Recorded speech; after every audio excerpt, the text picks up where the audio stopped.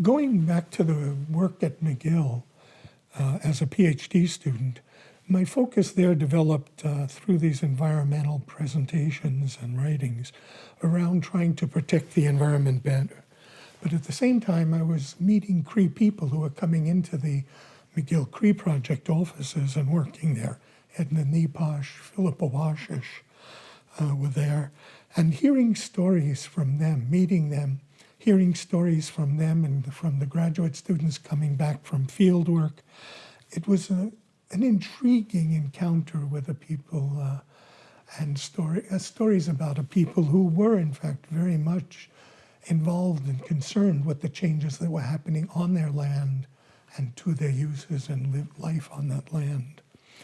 And so the question occurred to me that it might be good to do a PhD on and take my general questions and apply and work it out in the Cree area.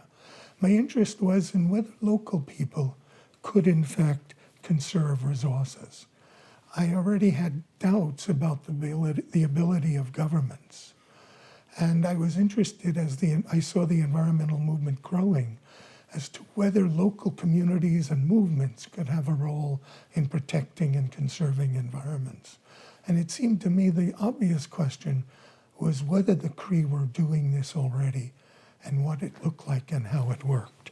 And how it worked as they were facing new threats and new developments that challenged the patterns they had been using up until then. So I decided to write a PhD proposal on whether Cree hunters could conserve their lands and how that was developing. I started fieldwork in the fall of 1968. The Cree people, the Waswanipi people who I worked with, were the southernmost and the most affected at the time by new developments. And they were strung out in a series of settlements around towns from Matagami to Chapé, living on the margins of towns in cabins they built with materials that were disposed of by industrial and town construction. Towns like Matagami had forced people to move several times. And for example, when I got there, they were living in a muddy area along the river outside of town, where the town had no developments going on. I drove to Matagami at night in a van, a VW van that had the word peace in 14 languages written all over it.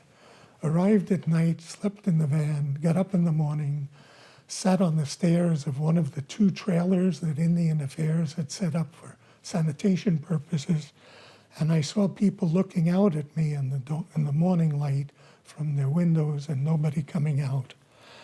I didn't realize I was a big bearded man sitting on the steps of the women's washroom. Eventually, someone came out, Emily Saganash, and asked me what I wanted. And I said, well, I'd like to, is the chief here, Louis Gull? She said, no, he's not here. And I asked for the other 4 or 5 names that had been given to me by colleagues at McGill. And she calmly told me that none of them were there that morning.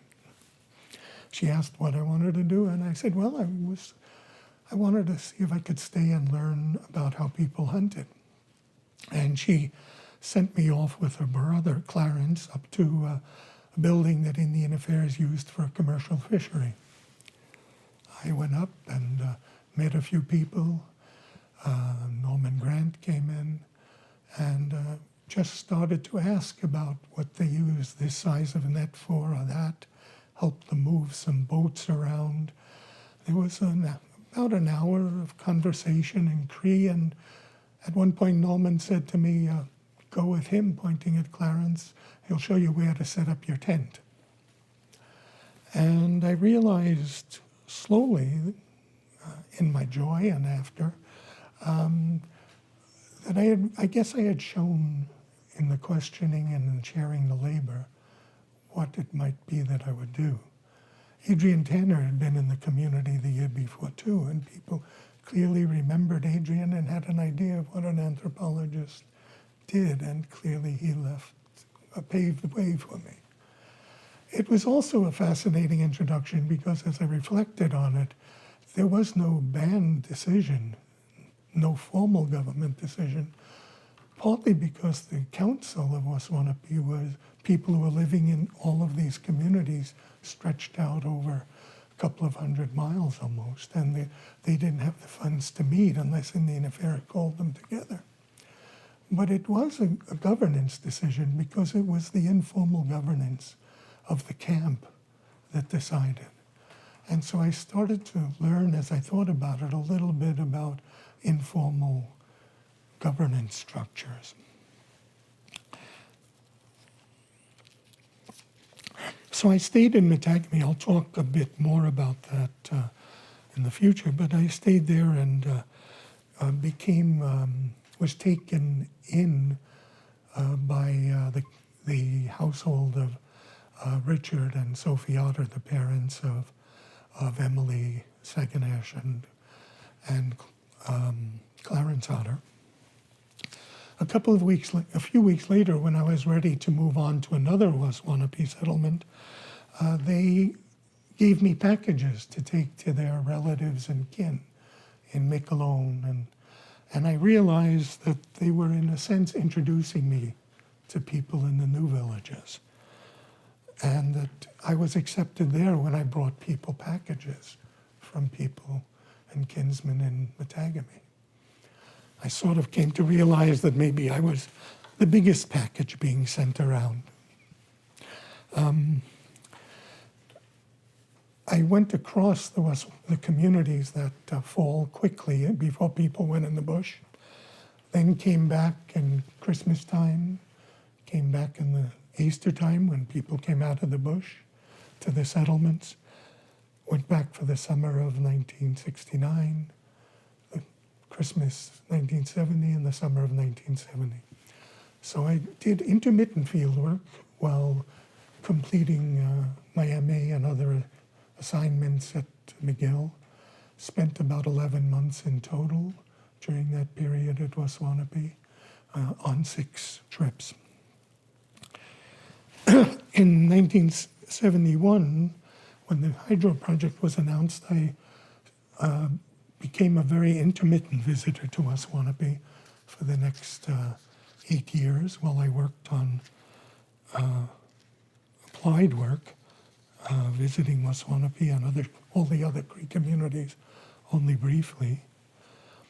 And then in 1978, I went back to Waswanipi and started looking at what effects the agreement had had, and spent summers there until 1985. And then went back again from 97 to 2000, spending summers again looking at the important changes that had occurred in the almost 2 decades since the middle period of my fieldwork. And I've been back and forth since on very intermittent and specific trips for projects for the community. Going back to the fieldwork, I found the central thing that stands out for me was the challenges of living with reciprocity. I found it easy to be generous with people. I found it hard to be responsive to the expectations and the generosity of people with me, to do it in an appropriate and a timely way. One story, when I left McGill, I was warned that having a car, I would become a taxi. And so and I wouldn't get work done. So my first couple of weeks in Matagami, I asked people if they had any fish from their nets. And in the second week, people said, oh yeah, there's fish about 30 miles down the road. We'll go down there on Saturday. And I thought to myself, why do I need to go down there on Saturday? There's fish nets right in front of the community. And so as Saturday approached, people kept asking me, what, going down to mileage 93? I'm a couple of mileage now. And I kept saying, well, yeah, if I'm not busy, I'll go. And when Saturday came, a few cars came, a few taxis, and it was clear that there was going to be nobody in the settlement at Matagami. And so I said, I'll take maybe 6 or 8 people can fit in my van. And so I drove off with a dozen people down the road, got to the cabin down there, and there was a feast going on. And I was welcome to join the feast for the first beaver caught that year. And I realized that I almost missed a very generous and welcoming offer.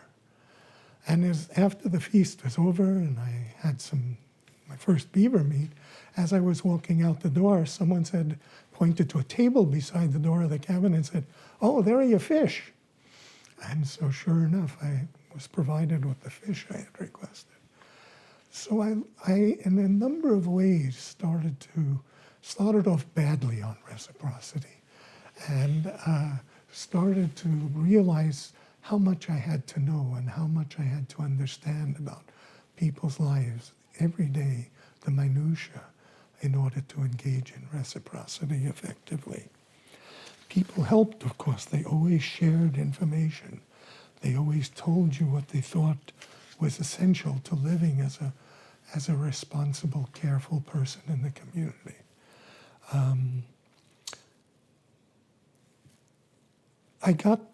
I learned, but it was a real learning. I'll tell one more story. The second year when I went back in 1969, I had to call a taxi to tell him to take a message out to the otters to tell them when I was arriving, because it was decided too late to write about it. So I did that, and after I hung up the phone, I thought, oh my God, I forgot to mention that my wife is coming. And I thought, oh, it'll be okay, not thinking about the consequences. I arrived in Matagami, introduced my wife, went into the otter's cabin, introduced my wife, sat down, and someone said, "We built a men's cabin for our sons and you to live in."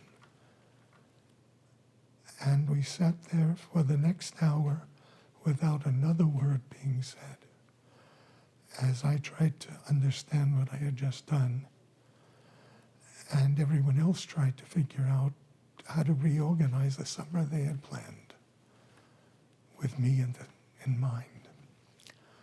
And it's that kind of little subtlety, that kind of misjudgment that came so easily from the world I lived in, that was constantly sort of knocking me over the head. After an hour, somebody changed the subject, and we became very good friends, all of us, including my wife. But it's one of the more dramatic instances, but one that I carried with me. The work I began in going to Aswanapi in 1968 was not so much at first to interview people or talk to them at length, but very quickly to ask them if they would keep hunting diaries for me. I thought that if I was to study how people hunted, it would need both intensive knowledge from some families who would have to tell me a lot about how they hunted and what they thought about hunting.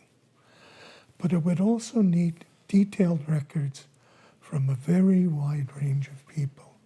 It could not be simply a discursive ethnography. It had to be a quantitative, wide-reaching ethnography as well. And I thought that one of the ways to do that, because I heard that people kept calendars in the bush to respect the Sabbath, was to ask them to keep diaries. And I just brought little black books. And I asked people who I barely knew if they would keep a diary and tell me what they caught every day. And almost everyone said yes to someone they did not know, really. Their generosity was amazing, and their willingness to be involved.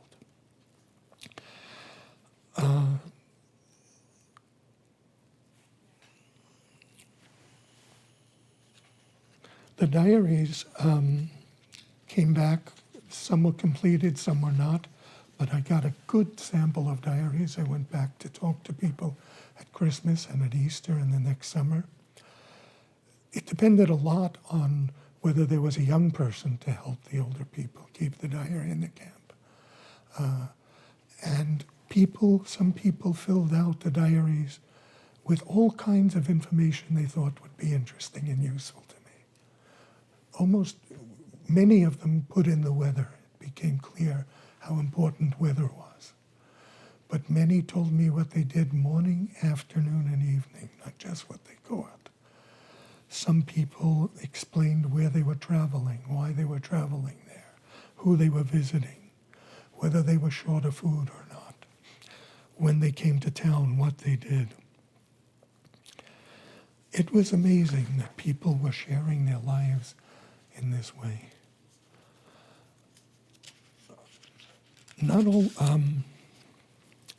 the discussions also caught me by surprise. One family that didn't keep a diary when they gave it to me said, "But we can tell you." And they sat down, talked together, and told me what they caught and did each day for 3 months. Their attention to it showed their own attention, their own interest in it, and they shared that with me. The diaries led to other kinds of questions. I started to ask where these places were. We took out maps, and they started to draw the lands they were on and their hunting lands, their family territories. They started to mark where they killed beaver or where they killed moose. In some cases, they marked 100 moose lodges, 100 beaver lodges. Then they sat down, and when I just casually asked something about what they caught. They told me some of them would tell me how many male, how many female, and how many year-old beaver they caught at each lodge. And then by chance, I realized some of them could tell me how many they thought they had left in the lodge untrapped. And I started to realize there's a model for beaver colony growth. But I also started to realize you now have the basis for, in fact, conserving beaver, because you have a model of what you're leaving behind. Their willingness to talk about this was just continually fascinating and engaging. At the same time, I started the second year, late in the first year, doing quantitative interviews, really household surveys. What you own, what you bought, what you spent, what income you had, what food you had, what equipment you had, how old it was, how frequently it had to be replaced. These were, I realized a bit later, really intrusive questions. I never was refused in those years. I interviewed 100 families, mostly couples, talking together about all this. And I realized the sharing, I had trouble understanding why it was happening in a way, as I reflected on it.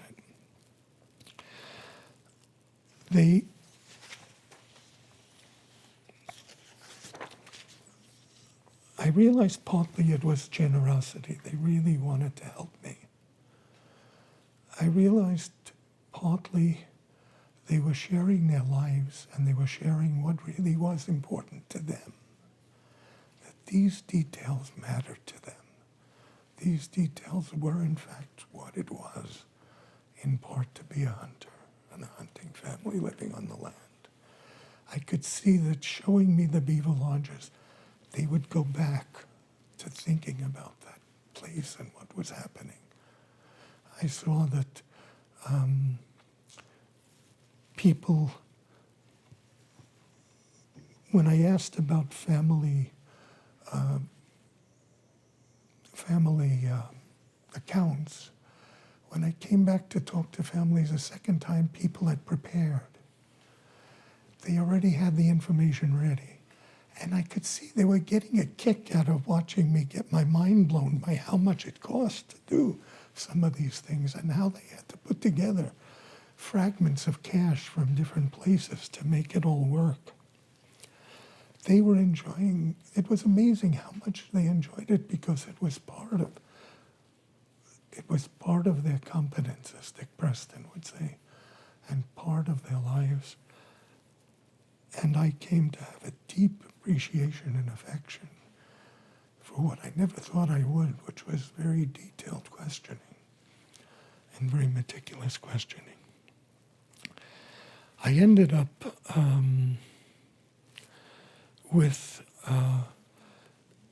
detailed diaries and records from 4 hunting families, and I ended up with family records from 100 families in those 2 years of work.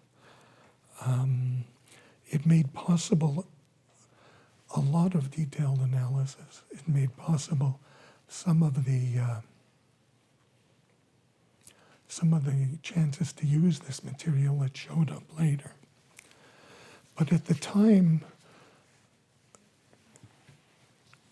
when we did this work together, and clearly it was work together, it was research together. There's no other way to describe it. There was no expectation that this would be useful in some way. People hoped that, I think. When they did ask me, what will this do for us? Quite directly. And quite directly, I had to say, it'll help me get a degree and become an anthropologist. But I don't know if it'll help you. I don't see. Maybe in some general vague way, writing about it will become of interest to some other people. It didn't matter to them that I didn't really have an answer. And, but they were interested in it because the question suggested they had hopes that something might emerge. There was a kind of trust in this, that all of this work together would somehow make sense for me and for them. And so that was really how I understood the fieldwork. The collaborations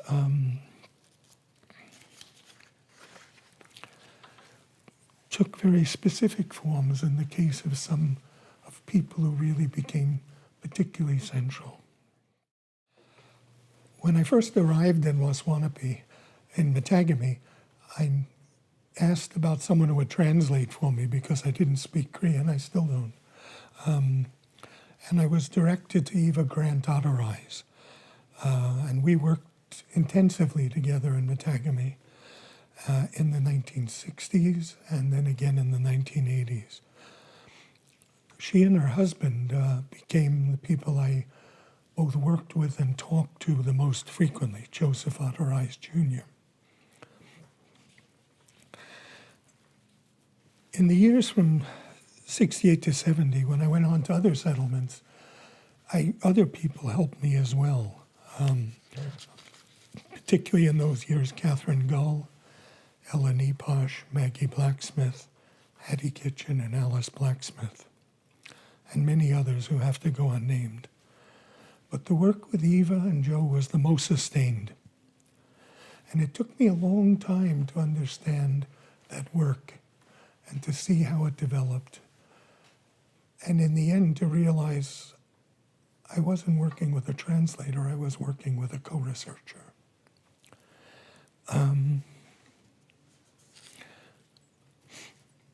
When I came back in 1969, Eva told me that if I really wanted to understand hunting, I had to start to learn about how people thought about it and what it meant to them.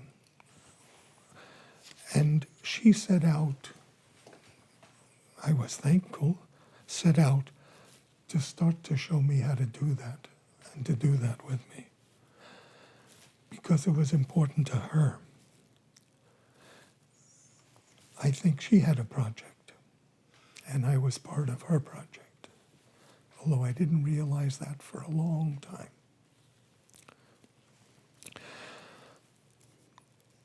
She's told me how to ask about wind personages, how to ask about anticipating the hunts. Because I had asked, how many will you get next year? Most people didn't answer the question or just said, I don't know. She taught me how to talk about it. And she went around and told people what was happening, not revealing private things, but letting people know what conversations with other hunters had done, and therefore encouraged people to keep telling me more and acknowledging to people what I was already learning, so they would know what they could talk to me about as we went on. So I learned about wind personages and about animals as people. And in the conversations I had with Eva and Joe in particular, they talked about it in very careful and distinct ways. They had a particular language they had developed in English for speaking about these things. And I started to pick that up and start to use it. And it helped me make sense of things. I realized first that we were working together as it developed. And that they wanted this project to succeed. I got to know some of their background, and it helped me understand that. Eva grew up on the land. First, let me say that Eva passed away just a few months ago, and her husband, Joe, passed away in 1985. 84, excuse me. Eva grew up until she was 9 on the land. But at 9, in 1932, she was among the first group of Waswanipi people who went off to residential school. And she didn't return to Waswanipi for 8 years until 1940. When she came back, she worked in various things and worked as a translator. And 5 years later married Joe. Joe had been a hunter all his life, but it had, in a gun incident, had shot his arm. It's an extraordinary story in its own right. He had spent a year in Montreal recovering, after he was saved first in the bush by a Cree nurse, a Cree traditional nurse. And when he finished that year, Joe was told he could stay in Montreal. He didn't have to go back to the bush. But he chose to go back to the bush, and he chose to relearn the hunting life with one good arm. And so I came to think that Eva and Joe had both in their own ways learned the bush again and developed together a way of relating it to what they knew about non-Crees, and that I was benefiting from this lifetime project they had shared with others before me.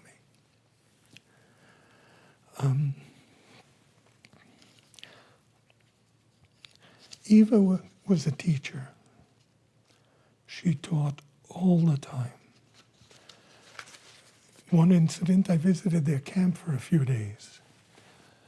And as I was almost going out the door, Eva said to me, "How many kinds of bannock did you have?" Pan bread, or mostly pan. also cooked over the fire. As I thought back and recounted the 5 kinds of bannock I had had, she told me the name for each one. And I realized she knew how to make me pay attention. She was talking about food. Teaching was her passion, and I was her student. When I would come back after a few years of absence, I would sit down and we would talk about what had happened briefly. But at the first real break in the conversation, she would look and say, "What's the name for Canada Goose?" and laugh with me and at me at the same time. They and other people like Eva of her generation really made the kind of fieldwork that went on then possible. And to them, I'm really deeply indebted. And they, like other people, really changed my life by the way they did that and the way they showed me that teaching and generosity. One project that clearly emerged from that kind of mutuality of projects was a recording of a shaking tent ceremony that happened in 1969, in my second year there in the fall. I was talking through with Eva to her father-in-law, Andrew Otterise, and asked about the shaking tent, and Andrew told me several things because he had reputation for having performed it.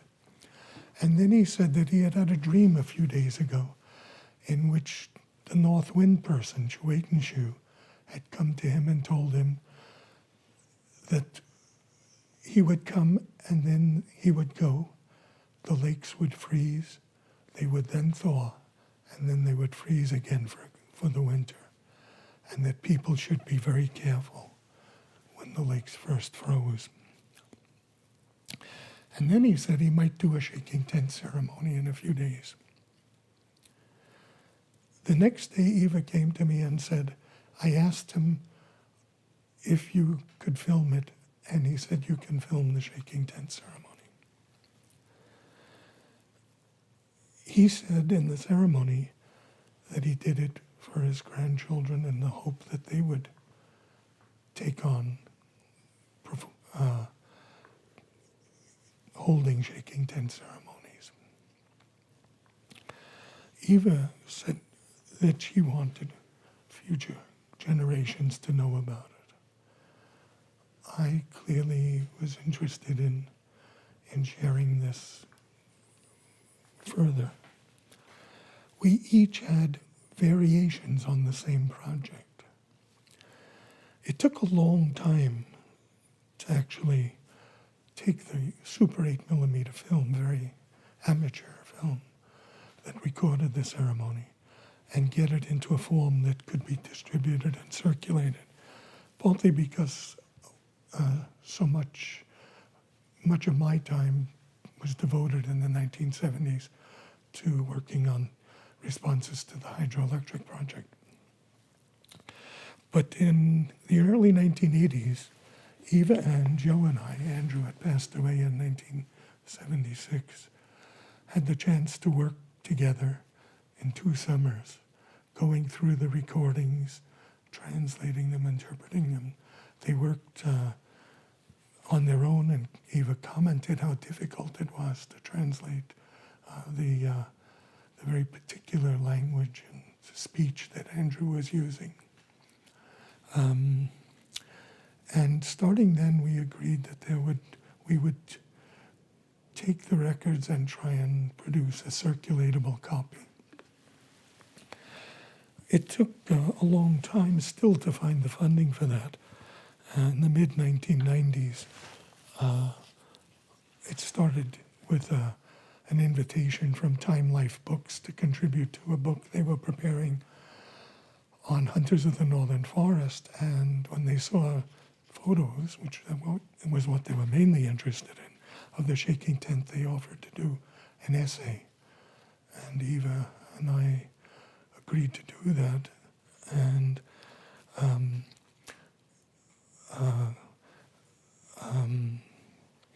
Deanne Authorized Reed agreed at Eva's advice to comment on and vet the text they proposed to use along with the photos. From then on, the film was turned, the sound and the video were put together, partly by funds from the Cree School Board, and by 2000 it was being circulated in the Cree villages. A few years later, the Cree language TV program interviewed Eva and then later myself and produced TV programs about the shaking tent, not just this occasion. And then it went on the web. So in a way, it took several decades for that really single project in some way, or set of closely related projects to be fulfilled.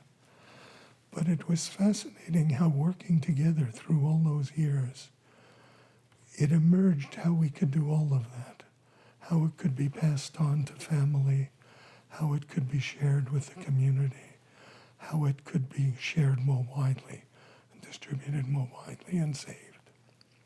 And I think in the end, we discovered a way of meeting each of our aspirations in a way that was respectful of our interests and of the spiritual context of the ceremony itself.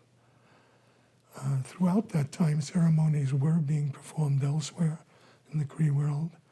I understand, have become more common. And I like to think that this project played a role in that development and that history.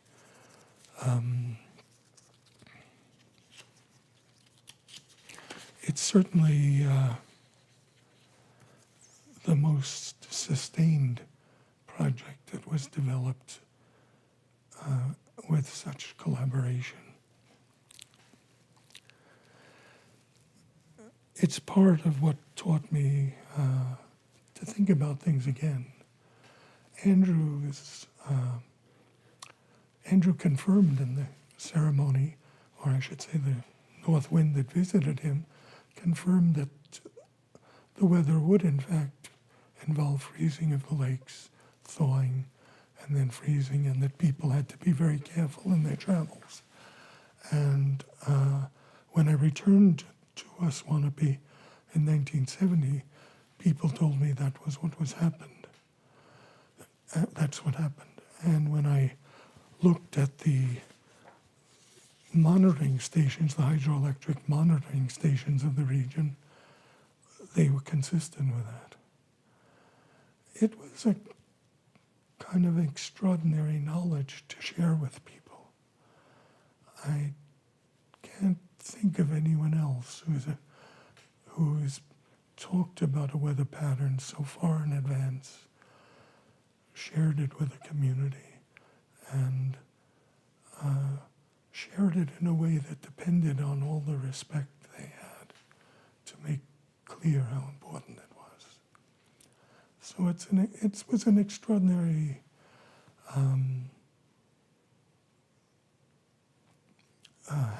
happening, an extraordinary ceremony, but it was an extraordinary process of following that through. Let me turn to trying to write about this as a PhD thesis, which is very different, yet so dependent. When I started writing my PhD thesis, I was searching, as I said, for how to do research that would analyze culture and nature, ideas and knowledge and activities and practice in an integrated way. And I was very influenced by the seminal work of A. Irving Hallowell, who had written about Anishinaabe worldviews from the 1930s, by the cybernetic models of ecosystems of Roy Rappaport, and by the very early ecological work of Harold Conklin from the 1950s in the Philippines, who studied nano-agriculture as a system of knowledge and practice. I was also interested in understanding hunting societies. The Man-the-Hunter Conference had changed our anthropologists' understandings of hunting peoples in the mid-1960s. And it had shown us that hunting was much more affluent, abundant and leisurely and reliable than had been understood before that, in part because a lot of it was gathering. But it had not really changed hunters into active participants in environments, and not really bridged the boundary between nature and culture. And finally, I wanted to see about Cree stewardship. A fourth goal emerged, which was that as I listened to Cree hunters and stewards talk about their land, I realized how much they exercised authority and control over it. That family groups and the wider community, effectively using a term we talk with now, effectively governed their lands. That this was a system of family and community governance. And that this was really unacknowledged at the time in the literature. It was a system parallel to governing by a nation state. And it was a system that was challenging because it was going to be hard to convey in an effective way. So hard that I put a lot of it off till after the thesis was done, till it was necessary. Let me summarize the thesis and the study of Waswanipi hunting.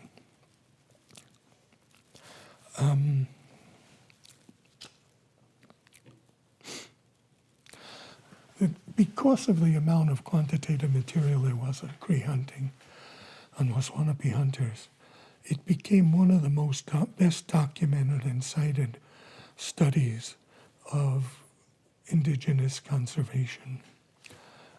It stimulated a number of debates, and it was taken up in public debates about whether indigenous people could be conservationists.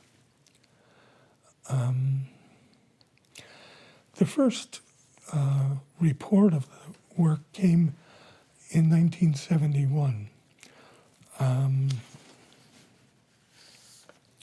in a short 10-page summary for Recherche Amérindienne that I want to come back to.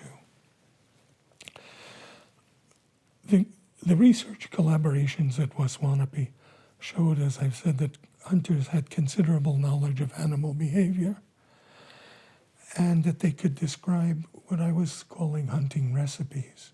I borrowed the term from Ward Goodenough. The term recipe was really useful to me then because a recipe is something you can learn, you can think about, but you can be doing a recipe also. It was knowledge and practice together. And so that's the way I thought about Waswanipi recipes, because people would explain how they would talk about the trends in animal populations. For moose, they would talk about how frequently they were encountering signs of moose. They would talk about whether moose were twinning more frequently or not. They would talk about how many young moose had when they hunted them and actually saw them. They could also tell from the signs.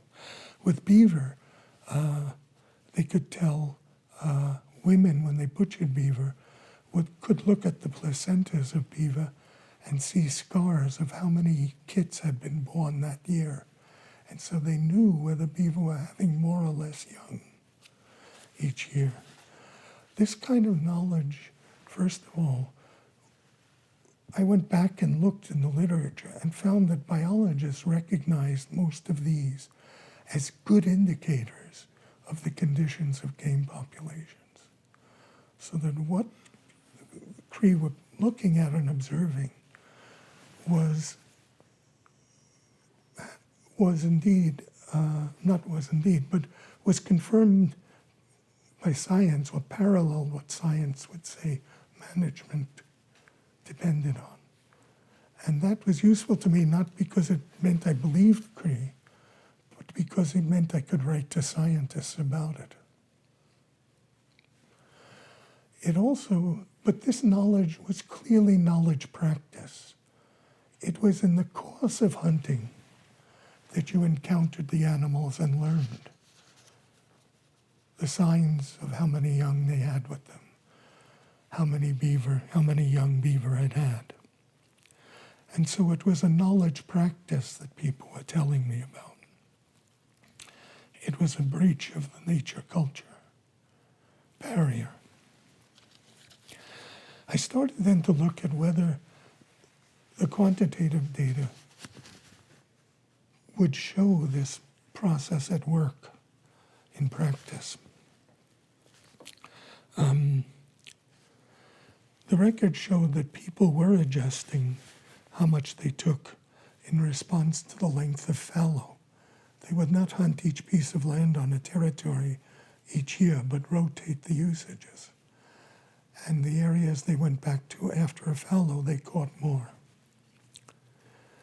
A critical test, I thought, for understanding was the areas where they had to hunt the same area in successive years.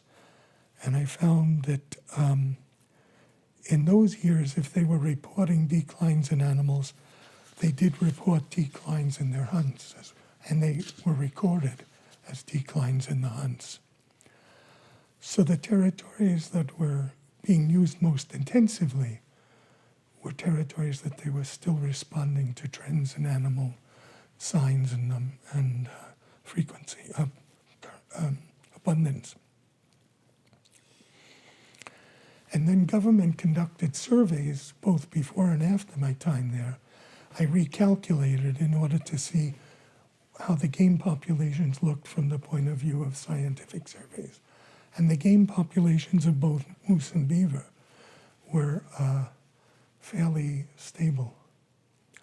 I went back to Aswanipi in the late 1970s and did similar surveys, and we had studies running during the 1970s for the Grand Council of the Crees on hunting. And those studies showed that the harvests were relatively stable. So we had a pattern in which you could see the knowledge, see the decisions and the actions of people, and record the kinds of stability that was being created on the most important species, the most intensively hunted species, the most vulnerable species. And so that was really the core of the analysis of the thesis around hunting practices and knowledge, although not around all of the ideas that surround and function, make it intelligible to Cree.